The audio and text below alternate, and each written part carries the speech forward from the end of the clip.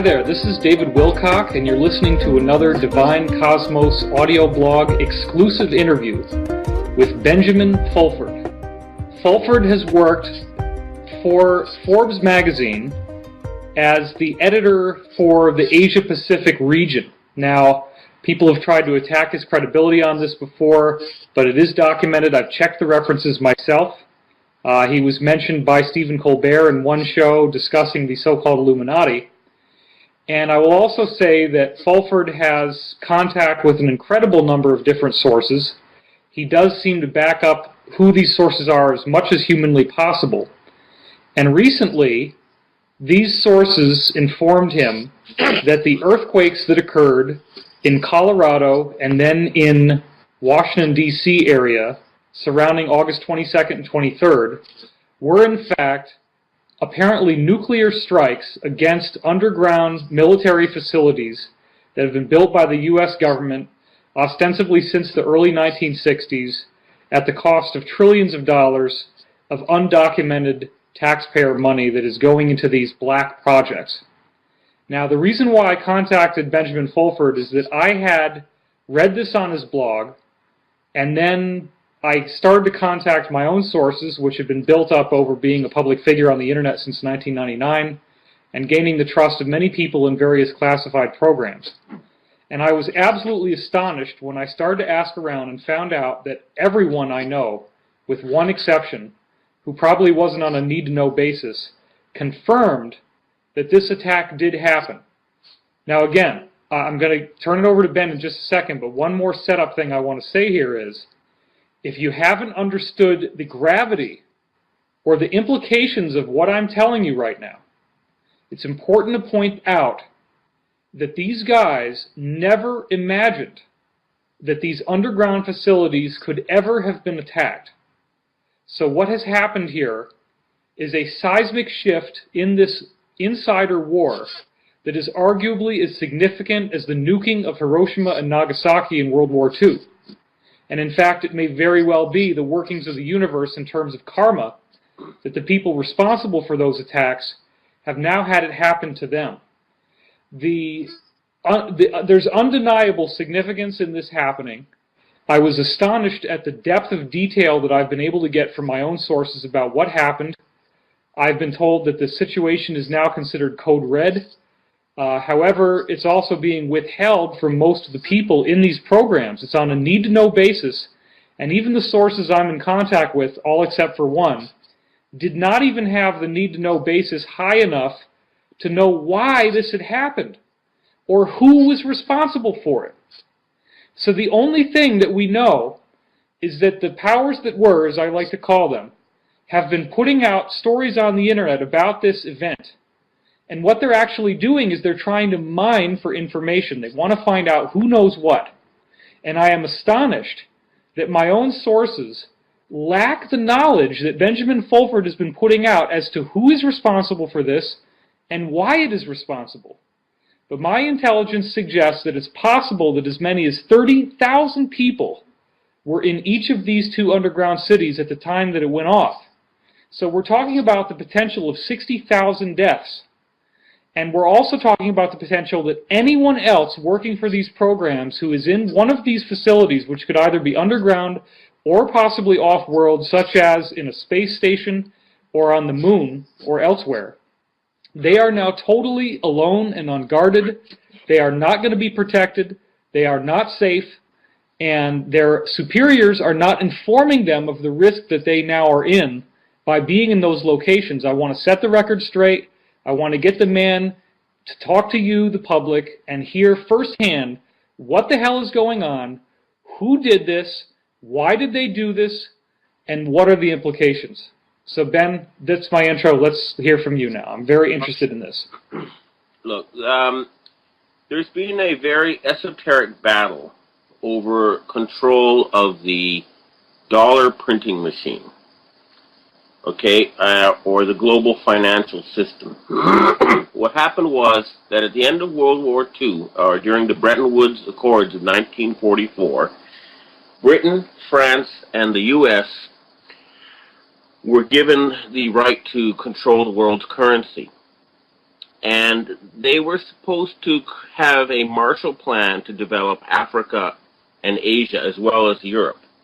But when they reneged on their promise, the group and instead started the fake Cold War with the Soviet Union, which was designed to support the military industries, the group of non-aligned nations, 77 nations, pooled their assets, all their wealth, their gold and other valuables, and set up some global collateral accounts. And they wanted to use this money to start the Marshall Plans for Asia and Africa. And President Kennedy agreed to go along with this after he found out that there was a group that was trying to very seriously get the Soviet Union and the United States to annihilate each other.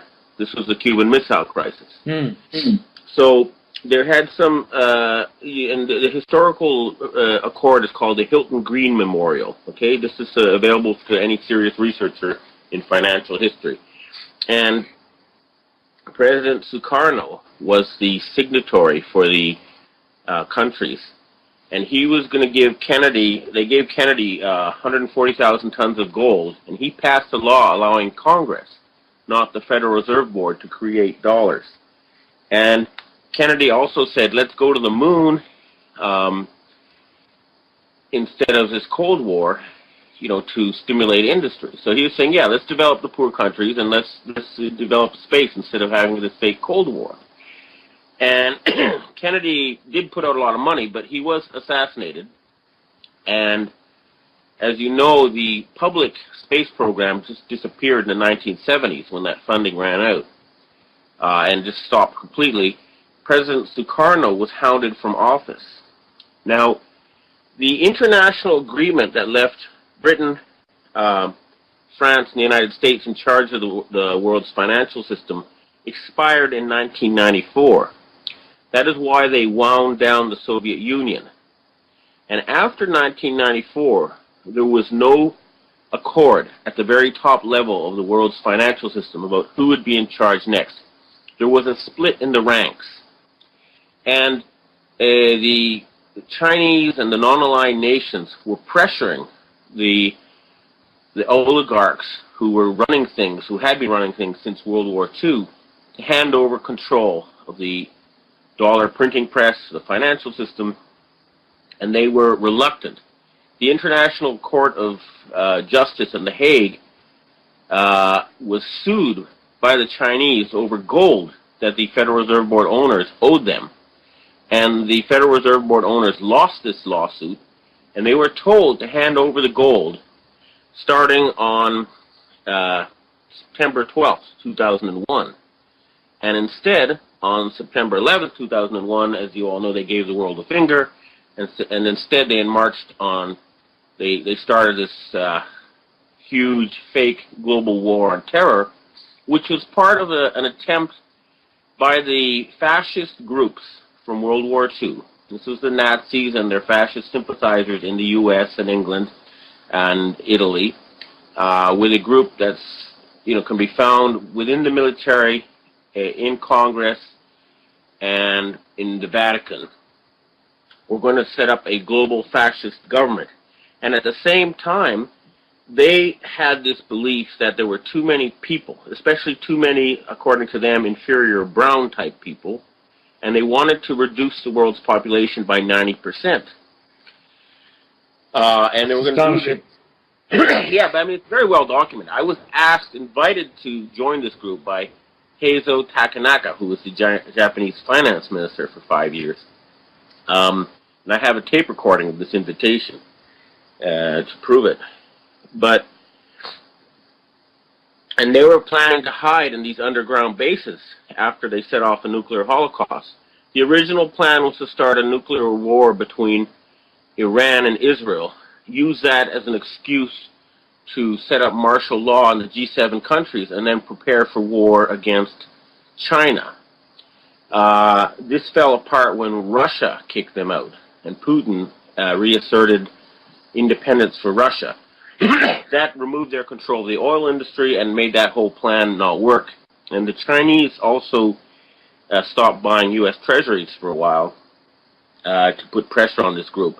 So they switched strategies, and instead they tried to suck up to China and offer them, a world dictatorship in partnership with this group. That's why in public you saw Obama visit China in 2009 and offer a G2. This is how you can confirm this. But in any case, this group that carried out the 9/11 attacks has been under increasing pressure and under isolation at the very highest levels, and they're running out of money. They're being cut off.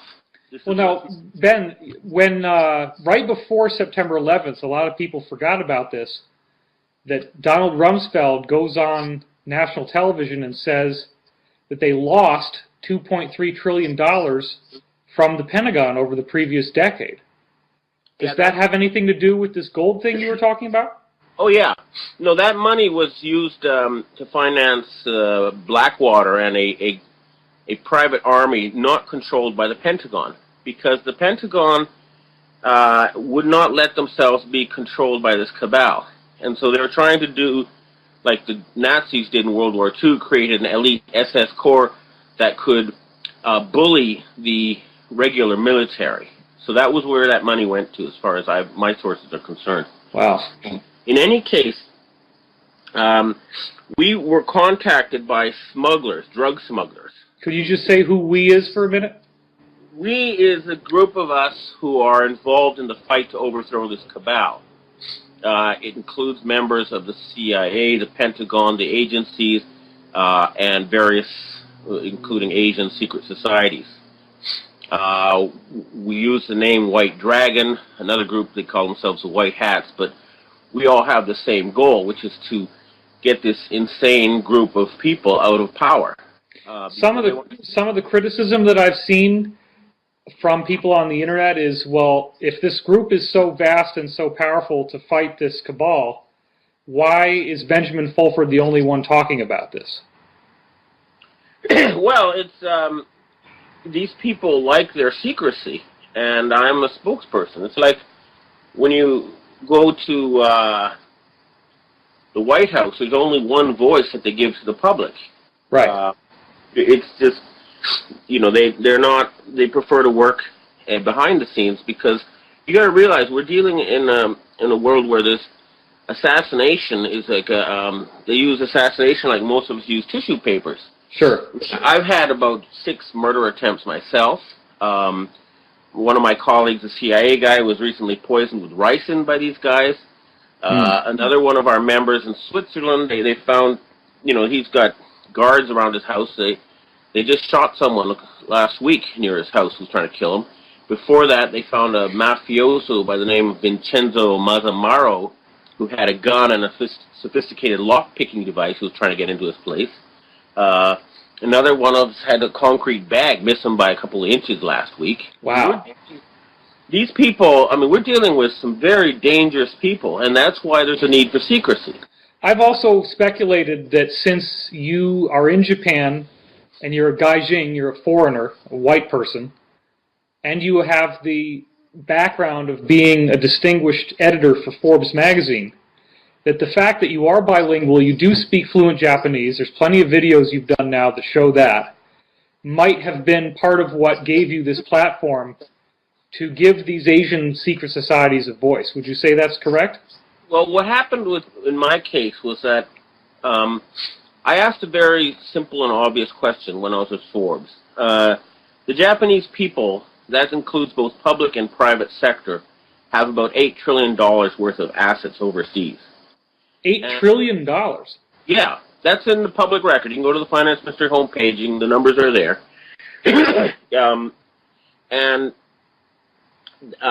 According to the UN Development Report, you need $400 billion to stop environmental destruction and $200 billion to end poverty. So I'm saying, hey, you guys, why don't you end poverty, stop environmental destruction? Okay, hold on. It's a no-brainer. $400 billion is all it takes to completely stop environmental destruction? How's that possible?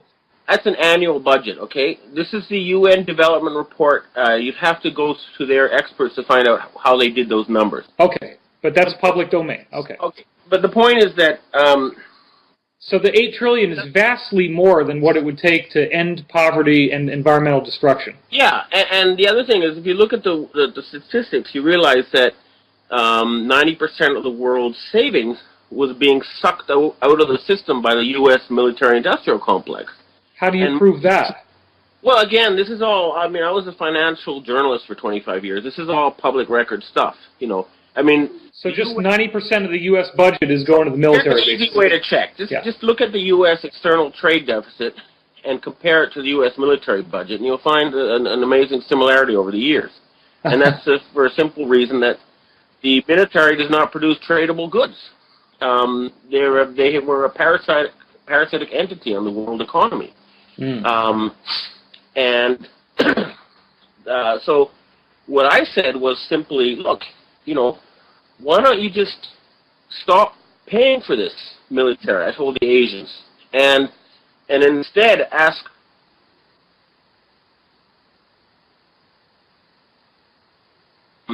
and set them to exploring space and stuff. But you know, it's the sort of thing that, you know, that's just common sense. Okay, Ben, your audio just cut out on that last sentence. Yeah, it's the sort of thing that is common sense. And okay, what happened was an assassination order came out for me, and the South Korean secret police informed the Chinese that there was an order out to have me killed. And you can check, you know, my colleague, Paul Klebnikov, he was the Moscow bureau chief for Forbes magazine. Okay. He was shot 9 times outside of his apartment in Moscow. And he was still alive when the ambulance came an hour later, and he got to the hospital, and he was put in the hospital elevator, and the elevator stopped for 8 minutes, and he died in the elevator. Okay, he was investigating a member of this same group that I was. He was investigating Boris Berezovsky, one of the oil tycoons. I was investigating Hazel Takanaka, but they all go back to the same cabal. Right. In any case, the South Koreans told the Chinese that an assassination order was out for me. And this was because of my publicly calling for the Asians to stop spending their savings on this vast military machine. Which, you got to remember, during the Cold War, at least you had this anti-communism excuse, but the war on terror was so obviously fake that it was just ridiculous to anybody with, you know, who does any serious research or investigation. Right. So, I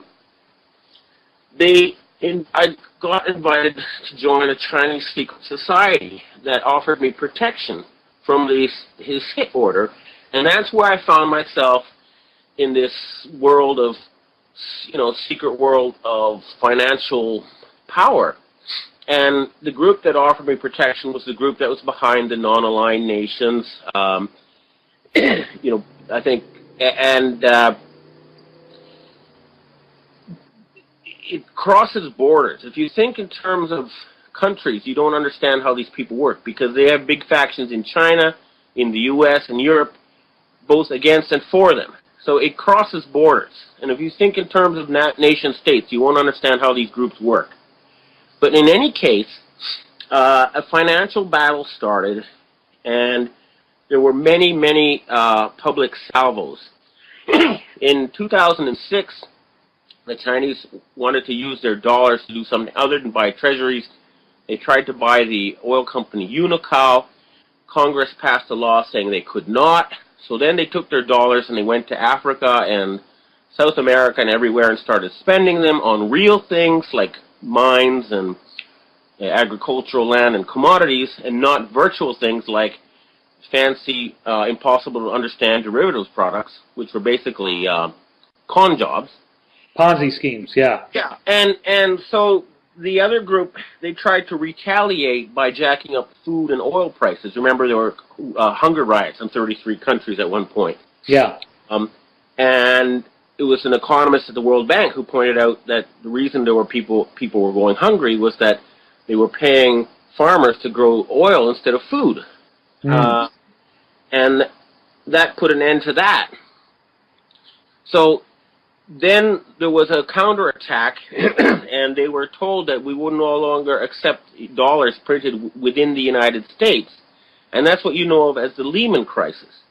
And you can check this on the public record. If you look at Japanese export statistics from October or this November, say 2008, after the Lehman shock, you'll see something like a 76% year-on-year drop in Japanese car exports to the U.S.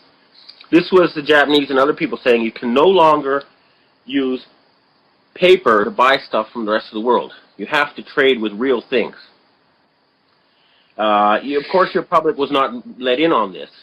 Well, that's where I think people's brain is going to get busted. As well, what you just said is nobody publicly knows that this Lehman shock had anything to do with I know. with so Asia. The way to check it is to look at the export-import statistics after the Lehman shock. And the other way to check it is to look at the Baltic Dry Index. That's the price of shipping.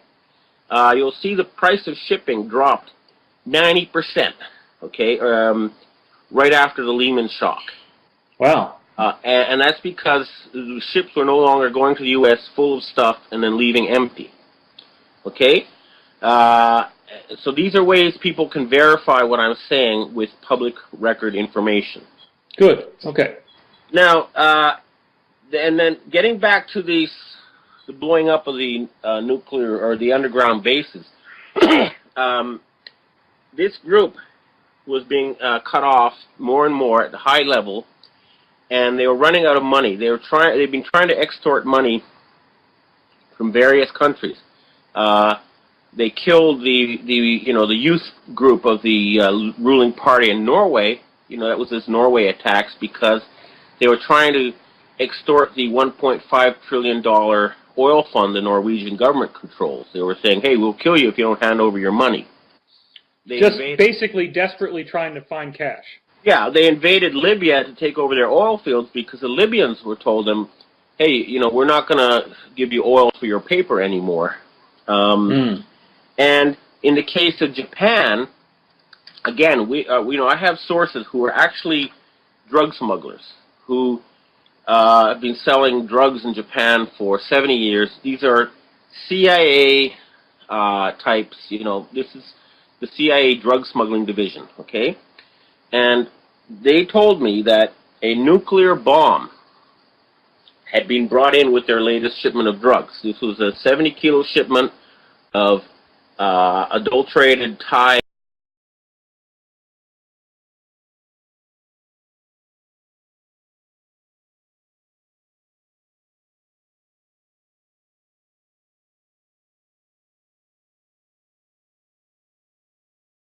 and they told me, and I made it public, and they followed the bomb as far as the North Korean Citizens Association headquarters in Tokyo.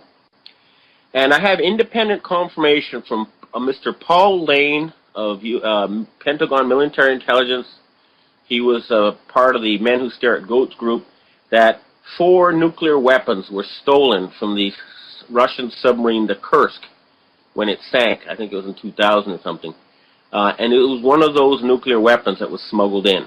Then we have public... Stolen by who, though? Well, this is the Odessa group, the Nazi group, the one that was trying to set up a fascist world government, a Fourth Reich. Okay, how did they get to the Kursk to get these nukes out?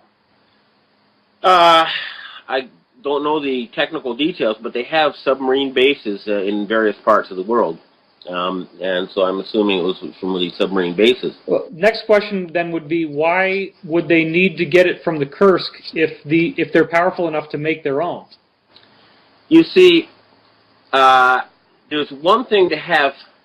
The public nuclear devices are under strict safety protocols. Okay. You can't just take them and then blow them up somewhere. There's just too many people involved in the chain of command. And they tried to do that. There were incidents where they just barely stopped a nuclear... Right, like the Minot Air Force Base thing? Yeah, exactly. Yeah. So these are not... And the soldiers did a mutiny and basically would not commit this broken arrow where that's what they called it in code terms.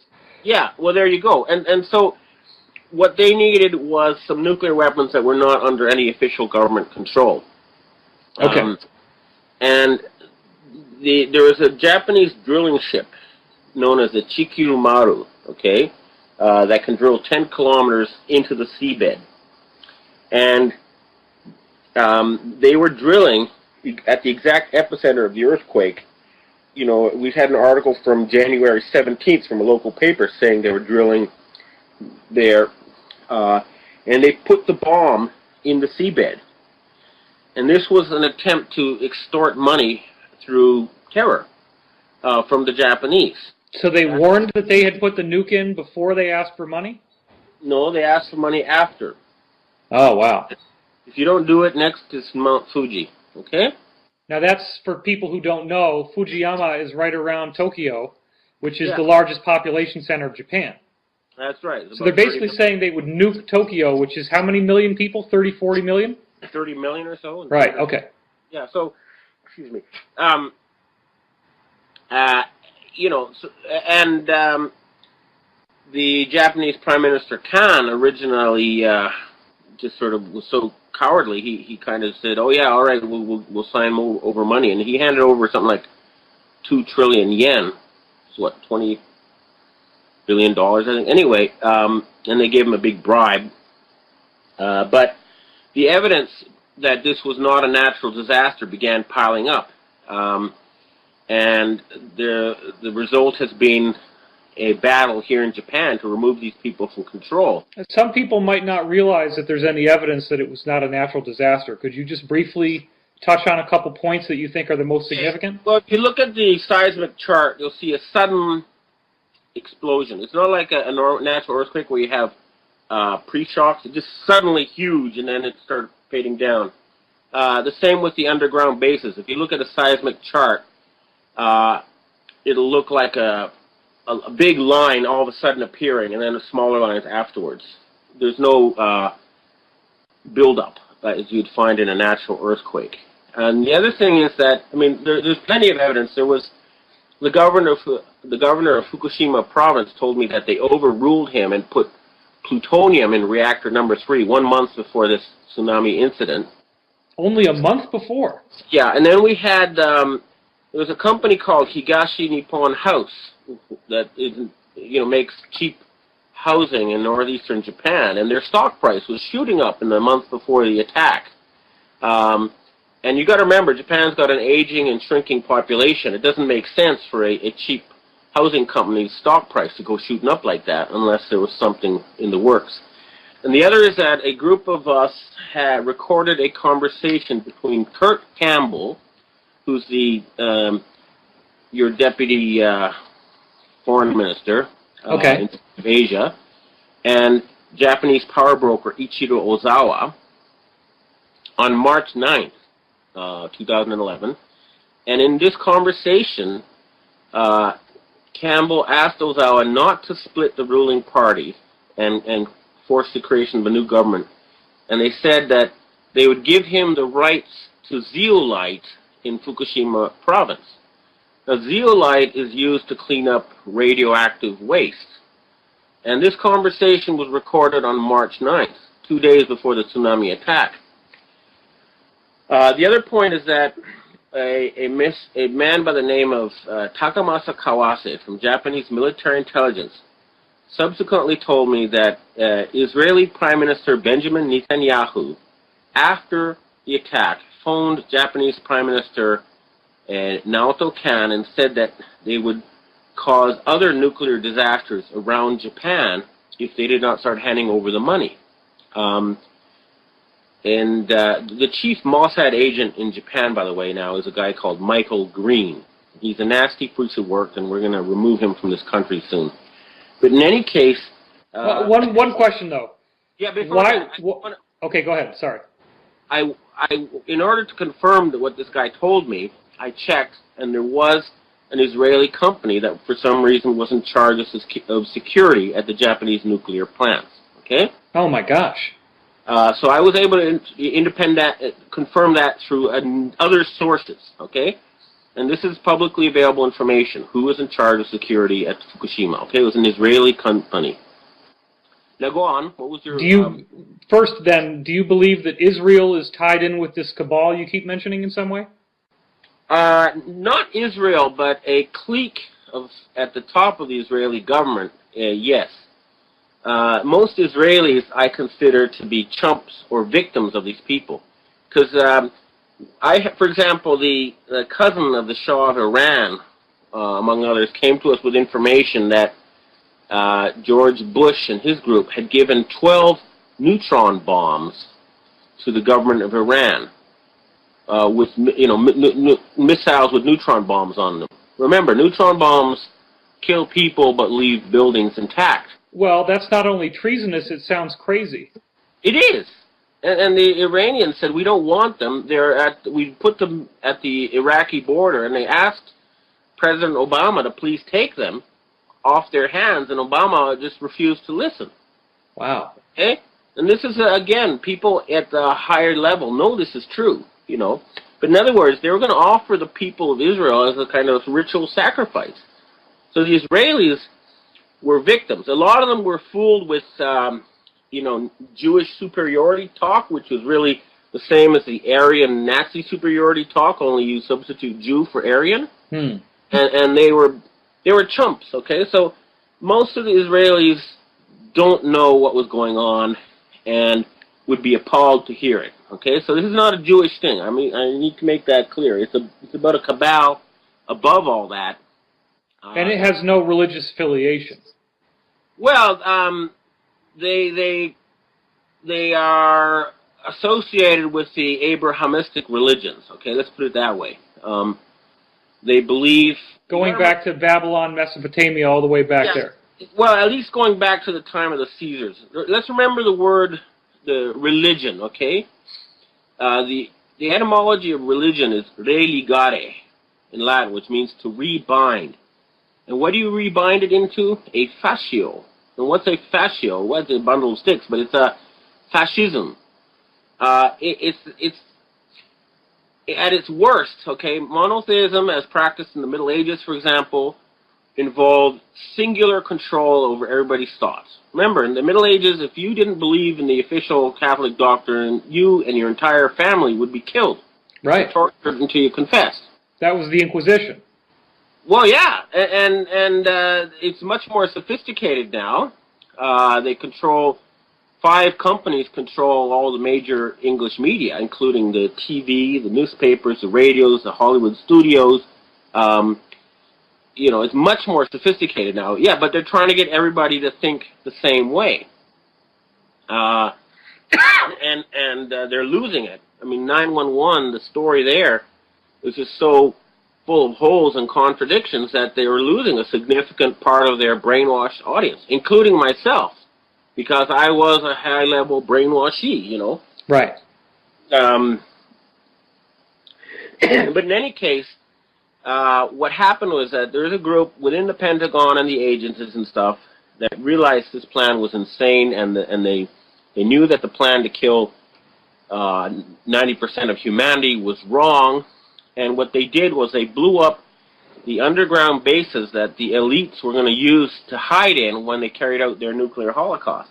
Okay, I want to get back to that because that's a really central point, but there's one question I want to ask you before we get to that, because that's Sure. sort of like the conclusion of the discussion. But, okay, why do these guys need money? If they have so much infrastructure, so much assets, massive political power, why can't they just nakedly exercise power, move men around, move munitions around?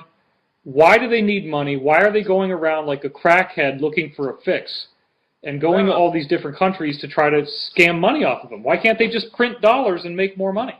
Because people aren't accepting their dollars worldwide. You got to remember, there's 800 U.S. military bases around the world. If they can't make the payroll for these guys, they're going to be marching out of their bases with food bowls in their hands, begging for food. Right. So, they cannot go and, they're being cut off from their oil, from their other resources. And, that was their Achilles heel, was the control of money. Now, okay, go ahead. Is self-financing. They have their own industries and their own income. The U.S. Army is dependent on Wall Street financing, and that's why they were dependent on ultimately the Chinese and the Asians who were financing Wall Street. And that's why, I mean, what I've told the Pentagon guys is, hey, you know, you guys can have a Starship Enterprise future, you know, exploring the universe and all that kind of stuff. Just work with us. We're not going to cut you off. You're not going to end up like the Soviet Union, where you had a general who's now, you know, suddenly forced to drive a taxi in London. And you can be the good guys again. And a lot of them said, you know, hey, I think that's a good idea. Yes, you know, we want to be heroes again. We don't want to be the bad guys. You're saying that they have suppressed technology that could bring us into the Starship Enterprise reality. I don't know about that, but what you can confirm in the public record is that, according to the American Academy of Sciences, more than 6,000 patents have been suppressed for so-called security or public safety reasons. And some of these probably need to be suppressed, okay? We don't want everyone to have a backyard nuke, for example. Sure. But a lot of them, I'm hearing, were just kept because these people were acting like dogs in the manger. They wanted it to have only the elite to have it. So my understanding is that, for example, a lot of the so-called UFOs are just sophisticated Earth-based secret aircraft that aren't available to the public at large. I would agree with that, yeah. And so, you know, the point is, let's develop these patents in a safe way, and you can have a boom time, you know, such as we haven't had in a very long time. Right, instead of creating these financial products that are just voodoo, why not actually build infrastructure? And the existing military-industrial complex, I would argue, is probably the only entity on Earth that has the tools, the factories, the infrastructure, the staff to be able to accomplish this. Exactly, and that's why, you know, the generals are now on our side.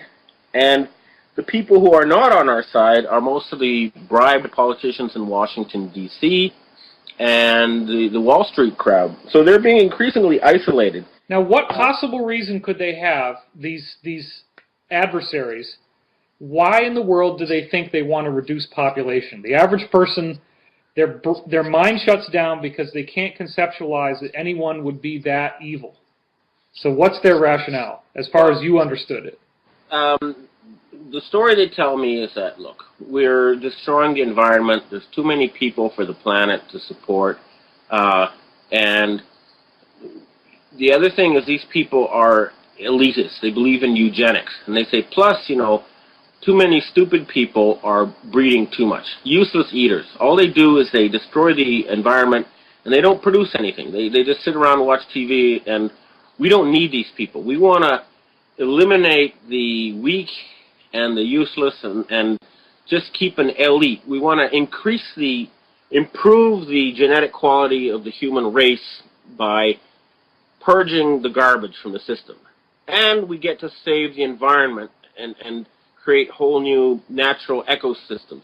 I mean, I think, was it the Georgia Guidestones has their philosophy written out. You know, 500 million people in permanent harmony with the environment.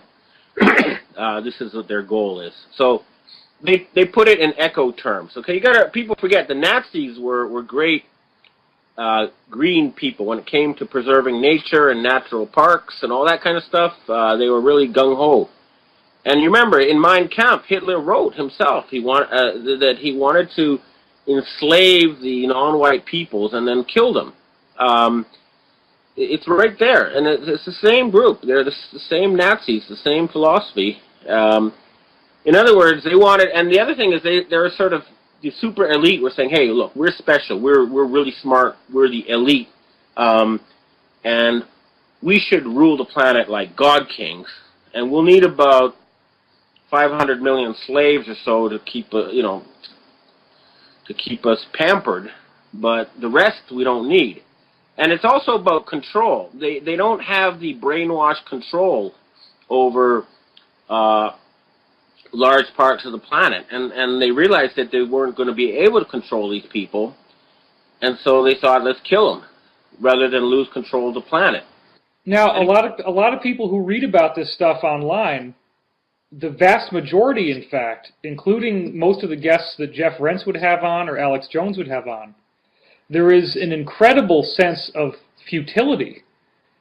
Everyone seems to go with the knee-jerk reaction that, like, all the governments in the world, all the countries in the world, everybody's in on it. Well, you see, that's where they're being used and turned into controlled opposition. They try to numb people to the message. It's happening, but there's nothing you can do about it. It's inevitable, but that's simply not the case. And could you explain why that's not the case? Because they only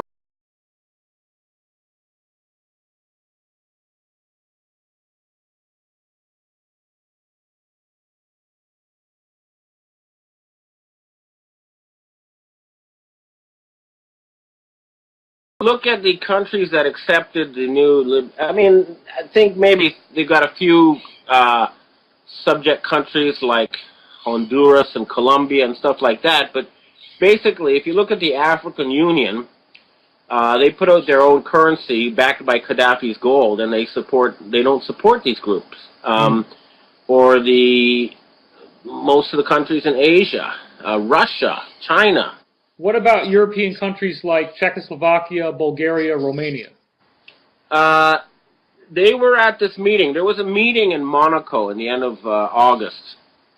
57 countries were invited by the Swiss to discuss, cutting these people off financially and creating an international financial boycott against the controllers of the G5. Now that's an incredible statement you're making. You're saying 57 different countries, including some of these Eastern European countries. There were representatives from the Netherlands and Canada there too, okay? Wow. And since... What about South America? Yeah, of course. And since then, more than 80 countries have signed on. So we're reaching a point where it's going to become public, okay? It's going to be on the airwaves. It's going to be on the news. It's not... They can't hide it much longer. Okay? Why the hell haven't they made this public already? If people are dying and these guys are trying to fake an alien invasion, that's one thing we keep hearing, that they want to do an alien 9/11. Why haven't they gone public already? You don't think they've tried? Look, I had a book proposal at the Berlin Book Fair, okay? 11 publishing companies wanted that book out there, including 5 major ones. And they all came back and said they were told by their bosses that they couldn't do it. Wow. They've had people telling everybody I ever was associated with professionally that I had become an insane drug user, okay? They control the media. You got to remember that. There's 5 companies, 5 corporations, controlled by people like Rupert Murdoch and Redstone and stuff, who have a grip over all the TV studios, all the newspapers, the radio stations, Hollywood studios, you name it. So if their economies are going to go down, they can then say that it's a global economic collapse. And it's not a global economic collapse. Again, if you look at the public statistics, you'll see that if you exclude the G5 countries, the average growth in the world economy last year was 7%. Holy crap. People are booming. It's not a world crisis. It's a crisis among the countries controlled by this cabal. And it's only these G5 nations. Wow. Yes. I mean, look at the statistics. They're all there. It's all in the public record. You just have to look at government websites and stuff to check this out.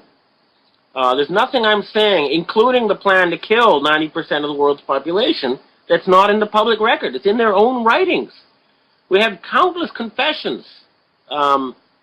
Werner von Braun, the guy behind the Apollo project, said on his deathbed that they were going to use a fake alien invasion as an excuse for genocide. It's crazy stuff, but it's provable. I mean, these people don't think like normal humans. I guess it was Herbert Hoover said, not Herbert, J. Edgar Hoover said, when a conspiracy is so big that people's mind boggles and they go into denial. But in any case, these people are coming down. Okay, we've got... Right. Now, you said something very provocative. You said that there is this meeting that happened with, I believe you said, 57 different countries, was it? Yes. And this happened in Monaco? Yes, and it was taken on board a ship, which was went into international waters. And according to two witnesses, Senator Jay Rockefeller, showed up and tried to break into the meeting, and he was physically ejected. And that two black helicopters appeared above the ship during the meeting, and they were chased away by Harrier jets. Okay? Now, these black helicopters would be like Apaches with weapons on them? I don't know the details. No, I just heard that there were two helicopters and that there was a danger. They were going to use some kind of electromagnetic weapon against the ship. And like scalar technology kind of stuff, yeah. Yeah, I don't know that. And they were chased away by two Harrier jets.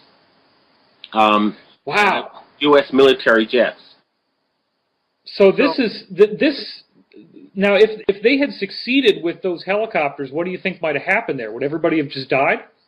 Well, they would have killed all the representatives, and then they would have said, "Hey, we're in charge, and if you try to go against us, we'll kill you," which is what they've been doing ever since World War II. But if so many persons of interest died at once, wouldn't that become a massive international incident that would require investigation anyway? Well, I mean, look, they have done this before. The Titanic was sunk deliberately to get rid of 600 senior financiers who were opposed to taking over the Federal Reserve Board. Wow. They would come up with some story about tragedy at Monaco, and the Kool-Aid drinkers out there would go and believe it. I'm sorry, but that's how it is. So somehow you guys had were you at this meeting yourself, Ben? No, a close colleague of mine was there, and then I've confirmed it from two other people who were there who aren't related to that colleague of mine. Now, what about people from Trilateral Commission, Bilderberg, Council on Foreign Relations?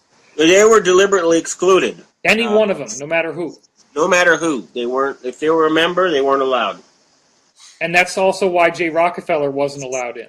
That's right. And the other thing is, remember the Bilderberger meeting that took place in June in Switzerland, St. Moritz, Switzerland of this year? Right. It was supposed to last until Tuesday, and they all had to flee on Sunday night because they were about to be arrested by the Swiss. Whoa, I never heard that before. Well, it's there. It's again, I mean, what happened was a Swiss lawmaker tried to get into the site, and he was beaten up.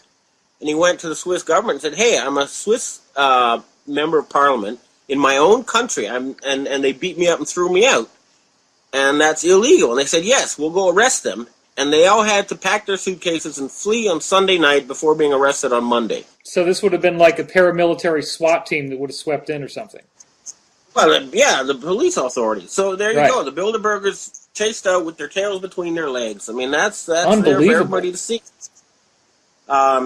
Okay, so then So you're saying that this meeting in Monaco, it took place on a ship.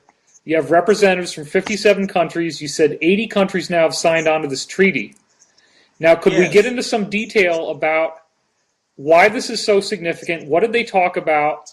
How are they going to pull off doing something like this, where these entities control these five corporations control the world media? Let's go into that a little bit. They don't control the world's money, you see, and once they lose the control of the goons, the people with the guns, then that's it. At a certain point, I believe the Pentagon will probably send people into the TV headquarters in the U.S., and you're going to see new faces and a totally different story coming out on your TV set soon. That's also a very heavy statement. What is the context of the Pentagon in light of this meeting of 57 countries? Wouldn't everybody in the Pentagon be part of the Bilderberg Trilateral Commission thing? No, the Pentagon was represented there. The Bilderberg Trilateral Commission was not. What percentage of the Pentagon is on the side of this alliance, would you say? Well, I've heard that the only generals who are not on board are like Petraeus and I forget, but from what I've heard, most of the Joint Chiefs are now with this group. What about lower levels of the hierarchy, like the soldiers? Well, the lower levels, the lower levels are, completely pissed off, and they support Ron Paul, and they know that there's something totally wrong. Look, I mean, opinion polls in the U.S. show that 87% of Americans don't trust Washington. That should tell you the mental state in America now. And they're saying we don't want these scumbags in charge anymore. They're angry, but they're not sure who they should be angry at. That's, I think, how the majority of Americans think. They know there's something wrong. They know it has something to do with Wall Street and Washington. They don't know the details, but they wish somebody would come in and do something about it. And that is what is going to happen. These people are going to go to jail. And I can tell you who the leaders are, okay? It's people like Henry Kissinger, George Bush Sr., George Bush Jr., Donald Rumsfeld, okay? Paul Wolfowitz, Tony Blair. We know who they are. So these are neocons and their allies. Neocons is the label that you use for them, but they go. That's the group that had this crazy plan that somehow they could take over the world's oil and still control the world for the 21st century. But yeah, we know who they are. They're just a bunch of. When you take away that curtain. It's like the Wizard of Oz. You pull away the curtain and you see a little old man sitting at the control desk. That's I think most people could admit that Fox News and News Corporation would be a shill for these guys.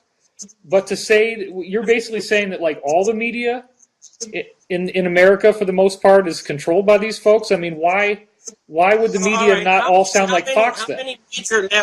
How many major networks and Hollywood studios have come out with 911 truth, okay? Good point. Just ask yourself that, and then you can understand. So Listen, you would I say... have to go, but what I'm telling you is this, is that I want to conclude is that we've found this thing called the Global Collateral Accounts. It's a code book that shows who's been using the world's money since the end of World War II and for what reason, and it has a list of names, for example, who financed the Vietnam War and why, all that kind of stuff. We have these records now, and we're having people, they're abandoning that cabal like rats jumping off a sinking ship. We have a world who's who coming to us with information.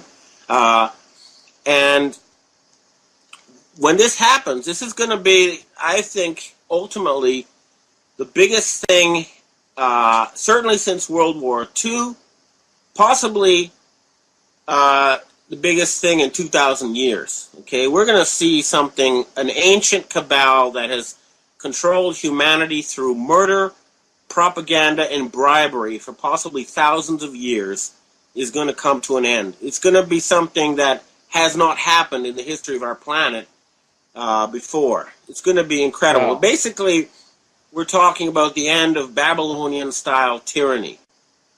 That's how far it goes back.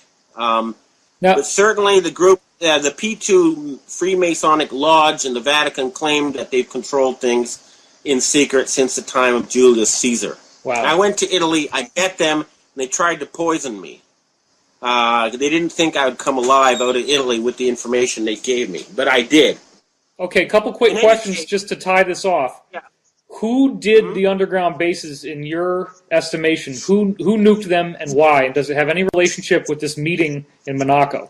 Yes. Well, it's Pentagon white hats saying to the elite, you're not going to destroy the surface of the planet and escape yourselves. If you're going to destroy the surface of the planet, you're going to destroy your families too. You're not going to escape. In other words, they made it very clear to them they're not going to be able to initiate some kind of nuclear holocaust and be able to get away with it. Right, these guys must have always thought somehow that these bases were safe, and now none of them are safe. Yeah, they had their greenhouses and their food supplies and their big screen TVs and their supply of women, and they thought, it's like Dr. Strangelove, we'll hide in our tunnels with our young ladies while everybody else up in the surface dies, and we'll come out, we'll take over the planet, and we'll breed like rabbits, Well, it ain't going to happen, okay? Now, you had said on your blog that some of your people that were there in Monaco, they have detailed maps of these underground bases. They know exactly where they are, and that footage of the bases was shown? That's right. to the world governments to show, yes, it's true, these crazy people were planning to kill 90% of humanity. So the world's governments know this. Okay, so how can we expect that this event will take place? What might happen? When might it happen? What are we looking at? What are we going into here? What will be the precursor to this? There's several possibilities. The one I'm hearing the most, the one that the Pentagon backs, is a lawsuit that would lead to the arrest of the top Kabbalists. And but right now they're also trying to cut a deal, saying, hey, look, you know, if you guys will stop the nuclear terror, then maybe we'll forgive you, because it's, you know, it's one of those situations where so many people are involved. It's better to have a truth and reconciliation committee than a bunch of arrests and beheadings, you know. So you're saying that these underground nuclear strikes against the bases, there'll be thousands of arrests of very prominent people, starting with people like Henry Kissinger, or else they will cut a deal and they will appear before a Truth and Reconciliation Committee in exchange for, you know, one-time forgiveness. Do we have a time window on when this might all come to a head? Well, it's a war. I mean, who knows what crazy stuff they'll do next, but it could be as early as this fall. It could be as late as next summer, okay? I don't have a precise date. Okay. But, you know, I'm hearing we're pretty close now. Do you think the failure of the Russian airplane that had their entire hockey team was in any way related to this war? It's possible, but, you know, generally they would rather get a bunch of generals than hockey players, okay? You know, there was a crash off the coast of Brazil that was involved with this, I know, but I don't know about the hockey players. Okay, so just in summary then, could you paint a picture of, let's assume that this happens, let's assume that these 80 countries get what they want. What kind of, just paint the picture of what happens and where do we go as a planet and how is it going to take us to get there? Well, look, I mean, it's just common sense. We have the technical ability to end poverty and stop environmental destruction within a year. We just don't have the institutions or the will to do it. So instead of a fake war on terror, you know, aimed at financing defense companies forever in a useless manner, you would have some sort of huge campaign globally, you know, the equivalent of World War III, but a peaceful one, to fix all the problems on the planet, and then start telling people the truth about their history, which they've been lied to about so much, and start building new institutions that are fair, transparent, meritocratic. Anybody can climb the pyramid and get to the top if they're really, you know, good enough and determined enough, instead of an inbreed family controlling it, an inbred family group controlling it. And I think it's sort of like the people of Japan went through it at the end of World War II. Suddenly they're told their emperor was not a god and that the war wasn't actually ending in victory, and that soon, you know, everything was about to change. And it's going to be like that. Ask anyone who went through the end of the Soviet Union what it was like, and you get a pretty good idea of what's coming. But unlike the end of the Soviet Union, it's not going to be followed by hardship or poverty. It's going to be followed by an era of unprecedented prosperity and happiness. Okay? I got to go. Great.